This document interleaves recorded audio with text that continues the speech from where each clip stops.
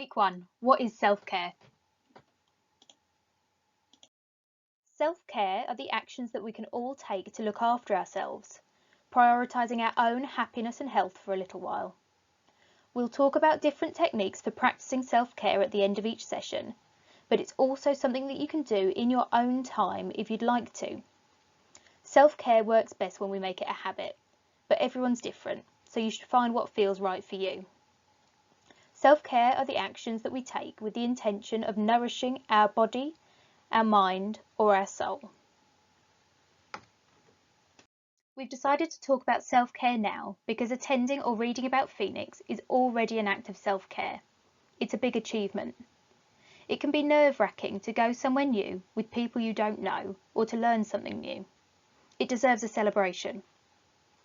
We should also bear in mind that through Phoenix, we're going to be talking about the tactics that an abusive person uses and the effect this has had. These are really tough things to talk and think about, so having a plan about how you can take extra care of yourself is helpful. Self-care can feel really overwhelming.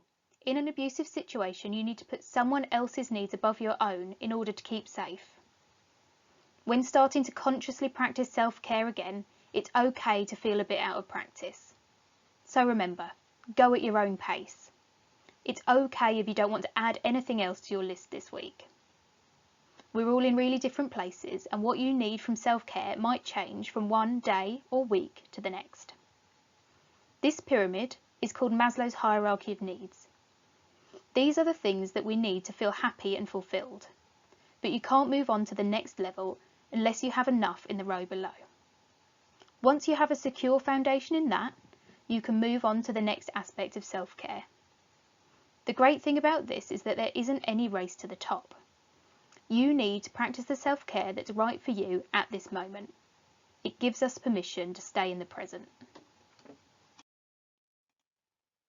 When you're building your self-care pyramid, you take care of your physical needs first. This could be things like freedom to breathe, access to food, and regular sleep. If you're struggling with those, that's where to start. You might want to talk to someone about your housing, eat something healthy, get some water, or make sure you get enough sleep that night. The next rung up is safety. That means financial safety, physical safety, as well as safety with your health and environment.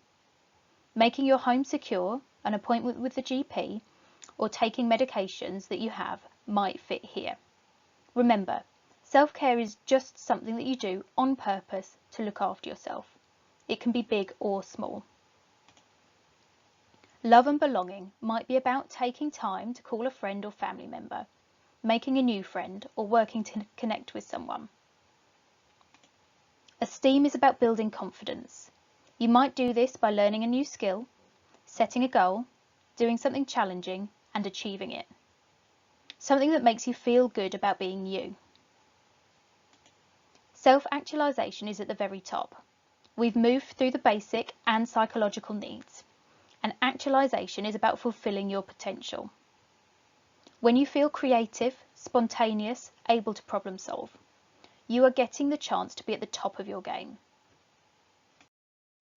One of the interesting things about self-care is that it will mean different things to you at different times. Sometimes going for a run is a fantastic bit of self-care.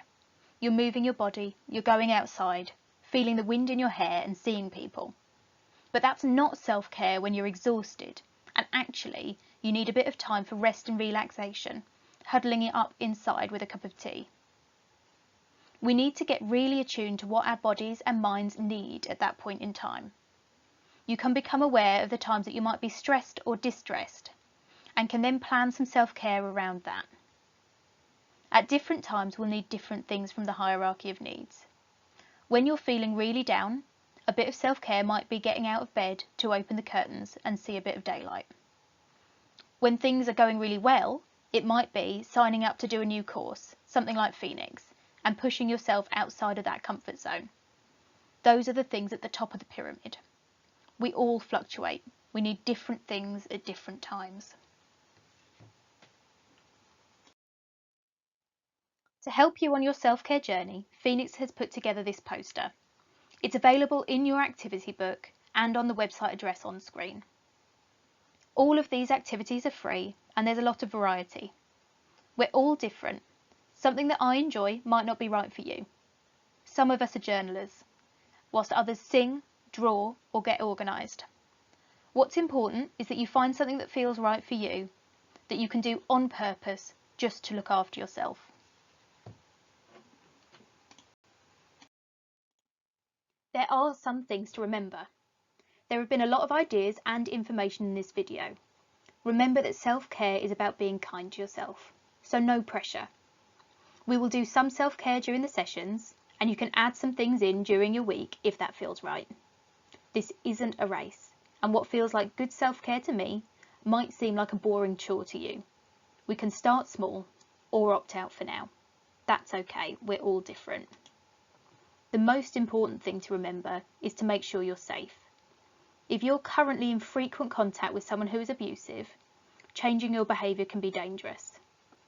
Talk to a professional if you want to make changes so that they can help make sure you and everyone around you stays safe.